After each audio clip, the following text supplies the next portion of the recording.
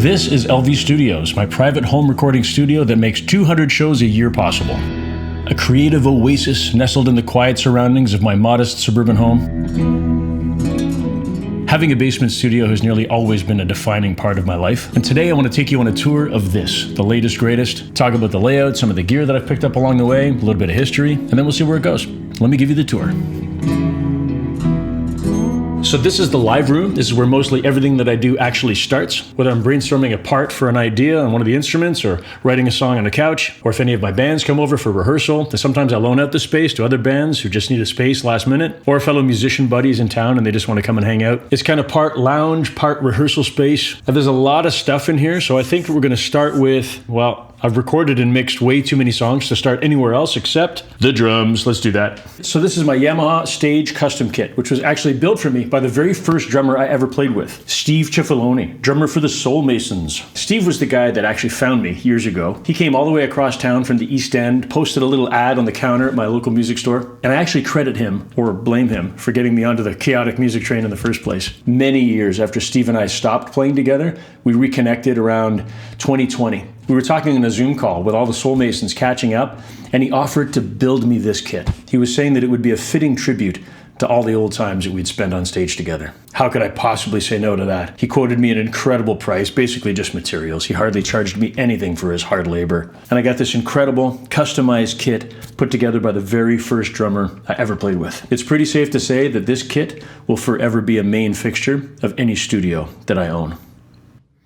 I have an old high school buddy named Andre. He's an amazing drummer and an all-around great guy. And his dad was also a kick-ass jazz drummer himself. Sadly, his old man passed away a few years ago, so Andre's going through all the drums and the percussion stuff that his dad had accumulated over the years, and he came across this beautiful djembe drum. And so Andre messages me and he says, "Are you interested?" I was so honored and moved that he would actually think of me. It was quite an emotional moment, having lost a jazz musician father myself, and he knew that. So we both knew that it would be really fitting if a part of his dad's collection would share a space here where there's parts of my dad's collection as well.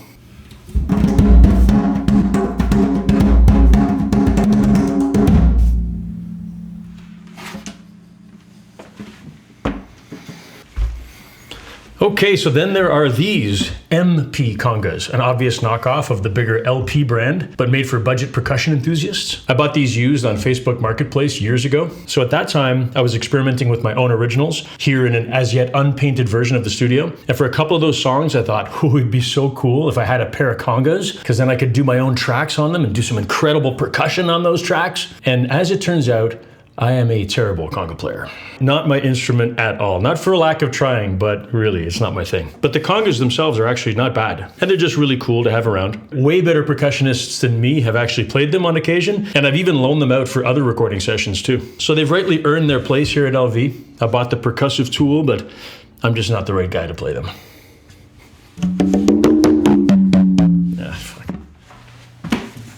So just like any of my own mixes, the very next thing after drums and percussion, it's always big, beautiful bass. So this PV Mark VI head is one of the oldest pieces of gear that I own and that I actually still use on a regular basis. Steve, the guy who built that kit for me, back in the 90s, he recruited me as the lead singer for a couple of his lineups back then. But then we started working on some original songs as the Soul Masons. And I remember thinking, maybe I can handle bass and vocals at the same time. I mean, it's original music. No one's going to tell me I'm playing it wrong. So Steve and the guys said, sure, we'll give you a shot. I'm like, I got to get some stuff. So I bought this head, and at the time it came with this massive cab, a huge, unwieldy, very heavy 215-inch speaker cab. It was ridiculous. Got rid of that. But the PV has always been awesome. I love the sound of this. I've dialed in this EQ that's probably stayed exactly the same for decades. I've never changed it. I love the sound of this preamp. My own personal taste in bass sound is kind of a rich, muffled tone, but just enough brightness to give it some shape. Yeah, a nice velvety smooth kind of thing.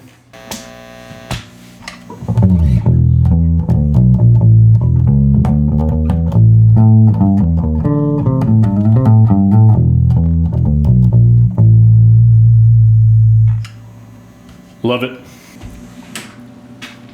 I'm definitely not a real bassist, but good enough to get pre-production done if I have some song ideas that I want to communicate to the real musicians. And this has been in the studio forever. This is a Vantage Avenger. Pretty sure they sold these really cheap back in the 80s. Kind of like the Squier equivalent of the P-Bass. Clearly not a high-end instrument, but honestly, I've been playing this for so long that anytime I try anything else at the music store, I always think, yeah, but it's not quite like the Avenger, you know, it just doesn't have the same feel. Now, if I had my druthers and I had to pick one bass to play for the rest of my life, I would get the most affordable edition of anything 4-string from Ken Smith. But the price of that, even the cheapest one, is probably more expensive than my car, so not gonna happen anytime soon. In the meantime, I'll take the Vantage with my PV head any day.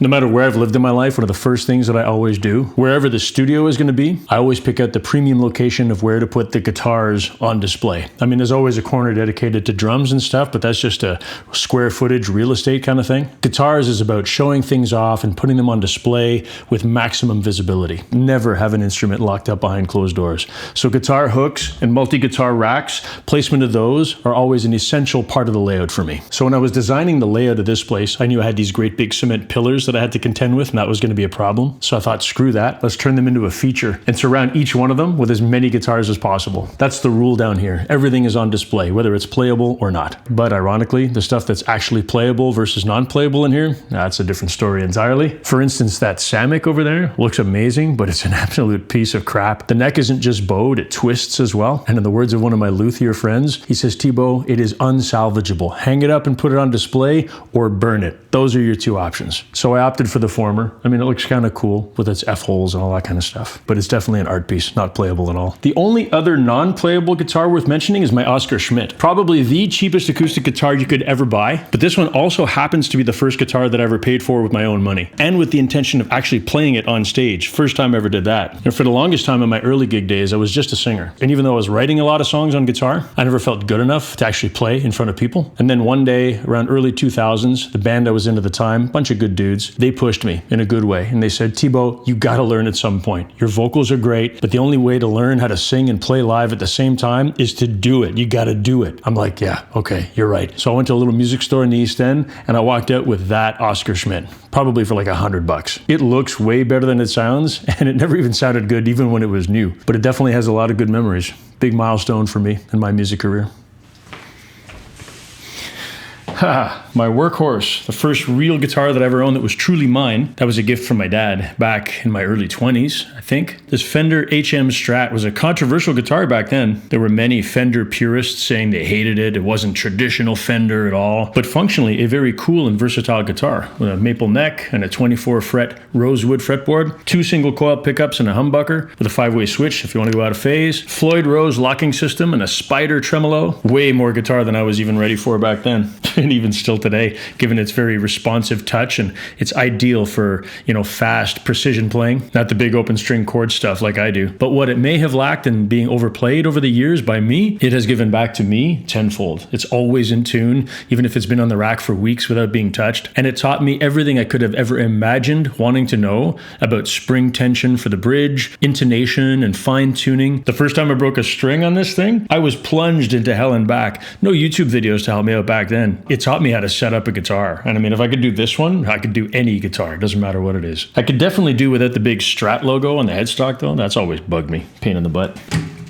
Family. You take him or leave him. Oh man, how could I forget this one? The Ovation. Yikes. So this is the guitar that my dad held on to back in the day when he was still a working musician. The campfire guitar, he used to call it. And it became the one that I learned how to play on as a kid. I wrote my first songs on this guitar. This used to be a beautiful guitar. An Ovation Balladeer, US made. The Sitka spruce top is all cracked and deformed. We tried repainting it. It's mangled. Even the bridge is becoming unstuck from the body. Yeah, there's nothing salvageable about this. I keep it though because it's got such sentimental value to me. And I mean, one day, the dream to have it redone, it would cost me more than buying 2 new ones, I'm sure, but I don't know. Never say never. All right, enough about the unplayable pieces. Let's move on. This one was the last guitar that my dad ever played. It's an Epiphone Howard Roberts HR1. It's a knockoff of the original Howard Roberts Standard, made back in the 60s. This one is a floating mini humbucker. I used to play it now and then, but over the years the electronics have sort of gotten a little bit worn down and can be temperamental when I plug them into like a high-powered signal chain and such. So it has increasingly become another art piece in the studio, but obviously a really important one for me. Reminds me of my old man.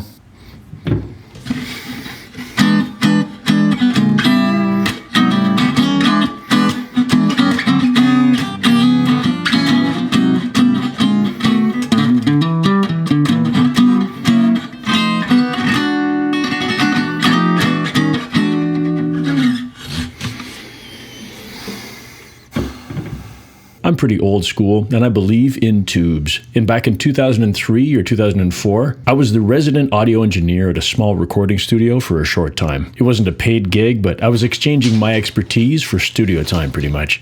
I had seen so many of my guitarist buddies and guys that I was recording at the time playing similar Silverface combos, and I felt giddy at the prospect that me, a singer, might be able to own one myself. So I brought back all my empties, probably sold a few pints of blood, and I scrounged up enough cash to grab this lovely Fender Deluxe Reverb. I probably paid too much for it, being told that it was all original parts, only to realize that that probably was not the truth after all. But nonetheless, new pre- and power tubes, a good cleanup job by professional hands other than mine, and it has been a fixture of LV in so many of my recordings ever since.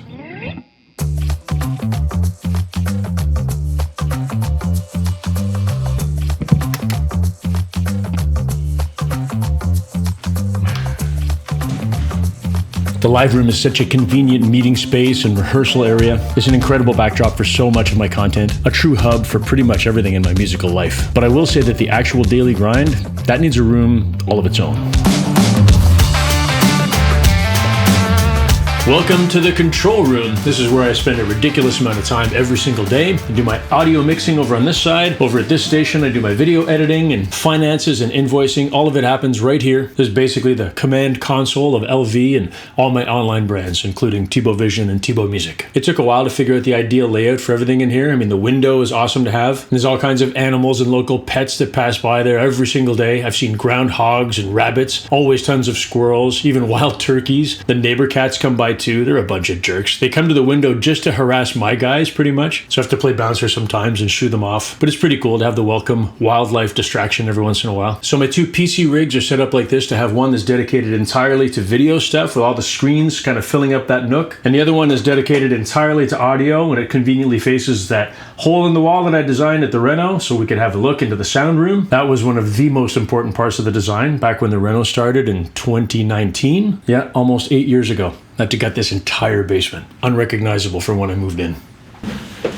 Here is the LV video rig. It's getting on in years now. Still surviving on an AMD Ryzen 5 3600. 16 gigs of RAM, I think. Certainly not a powerhouse by any current standards, but it gets the job done for sure. Probably the most important update that I made to this rig was a 28 terabyte external drive. I capture so much video footage, gigabytes at a time. For a long time, I was working with these little SSD drives, 5 terabytes at a time, and it was good enough for a few years until I realized how big the video archive was becoming. I kind of felt like Casey Neistat with all his old shelf of hard drives of video footage. And I realized I gotta do something about this. This is getting serious. I got no more room. And now, thankfully, it's all just a click away on my precious archive. My precious. So on this machine, the stuff that I run daily is DaVinci Resolve for all my video production. I use an ancient version of Photoshop that doesn't cost me a freaking monthly subscription. My Google Drive is always open on the side for scripts and other documents and stuff. And I got this other little screen on the side here just for file transfers when I'm moving stuff around, just to monitor when it's all done. And being the most powerful computer in my collection, well, it also doubles as a gaming rig sometimes when I have time, which almost never happens, but I do dabble. This old LG monitor,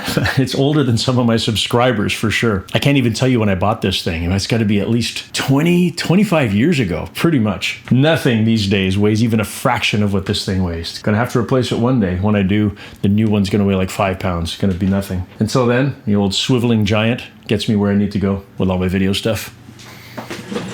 And here we have the audio rig, my Lenovo i5 with 32 gigs of RAM. It's kind of an imbalance. It's very much an office computer guts inside with a big upgrade to short-term memory. The bump in RAM was what allowed me to use this otherwise doorstop of a computer and allow it just enough performance to handle multi-track audio. You could probably hardly even play Minecraft on this thing, but it'll handle Ableton Live, multiple tracks, no problem. It's got an NVIDIA GTX, 1050 or something like that. Yikes. Nothing to write home about, but because it only focuses on audio, thankfully it gets the job done with multi-track and hardly any latency at all. Got one that sees everything and one that's completely blind, but hears all. For audio interfaces, I've been running a couple of Steinberg USB powered interfaces in rotation for years now. I got a 2-channel on the video rig for simple stuff like video calls or one-off OBS projects, and a 4-channel version here as the default input on the audio rig, just for doing simple pre-production songwriting stuff where I'm recording 2 or 3 armed tracks at a time. When I first got everything set up here in this studio, I was using this Tascam 1608 as my main 8-channel input for a good long time. It got me through the renos and so the beginnings of this studio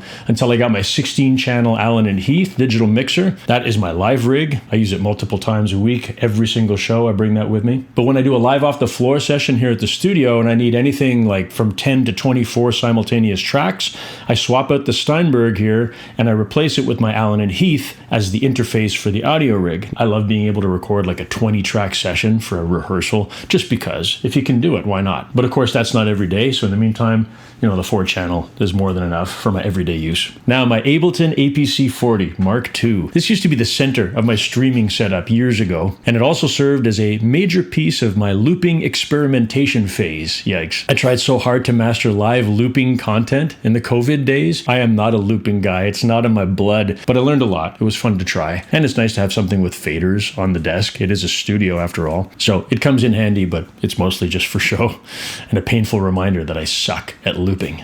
Another thing that I'm not so good at is keyboards, but I've got 2 of those. Got a MIDI keyboard here, the old M Audio key station, hiding under the desk. Look at those yellowed keys. Oh, that thing is ancient. I've been lugging that around all my studios for decades. Then I've got the Sakai MPK Mini Play, basically just a tiny keyboard controller for inputting anything that's keyboards or playable virtual instrument. And it's perfect for a guy like me who can't play with both hands, so one hand at a time is perfect. That's exactly the right size keyboard for Tebo. So the original design of this room, I didn't realize how much of a complicated area this was going to be. And I went through many iterations of desks on this side of the control room. So it's clear sign for me to bust out the tools and make a custom build. It's kind of been a thing in every version of LV Studios, no matter where I've been. Until there's a custom build with a nice walnut stain, then it can be called LV Studios. And this room was no exception. It's got its quirks and its own little defects and everything, just like the owner himself. But it's exactly right for this unique space, and it's nice to use the old tools once in a while. Flashback to my construction days with my dad. So I like to do the bulk of my mixing work in headphones, and these are my Bayer Dynamic DT990 Pro with 250 ohms and open back. They have been my main pair of mixing ears for years, but with a good volume on these, I know exactly what to look for when I hear any mix, doesn't matter what it is, through these old cans. But especially when I'm listening for any fine details being recorded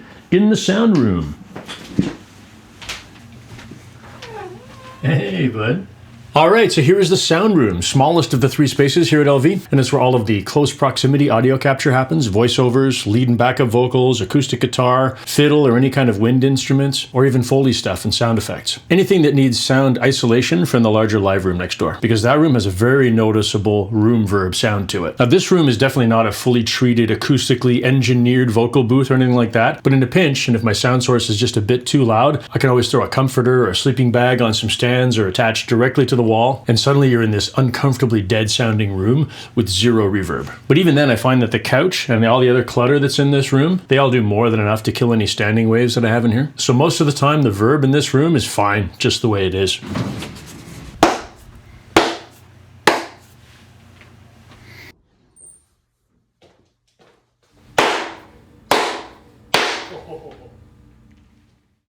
And now, if I'm being fair, this room also doubles as a storage unit. Extra mic stands and lighting tripods, lyric stands and all my XLR cables and 1/4-inch cables. Got a charging station over here for all the camera equipment and the drones and whatever, gimbal. How many charging wires does it take to run a studio? All of them, apparently. It can get a little bit cluttered in here if I don't pay careful attention to it, but for the moment, it's under control. And one of the most unlikely contributors to dampening sound is this cat tree. This came from my friend Rochelle. She's Andre's sister, same guy that's responsible for that gym djembe drum over there. And Rochelle messages me and she says, oh, I got this cat tree if you're interested. I'm like, yeah, I got 2 cats living in the studio. They're going to love it. So I go to pick it up and I realize, holy shit, this thing is huge. But I committed. I'd said yes, right? So I took the thing and I'm like, where am I going to put it? So I put it in the corner, dampens the sound a little bit. But look at this. Happy cat. Bella loves it. Hey, buddy? Happy cat, happy studio. When she's not sleeping on it, she rips it apart. There's a whole section of it that's destroyed. Better that than other stuff. Yeah.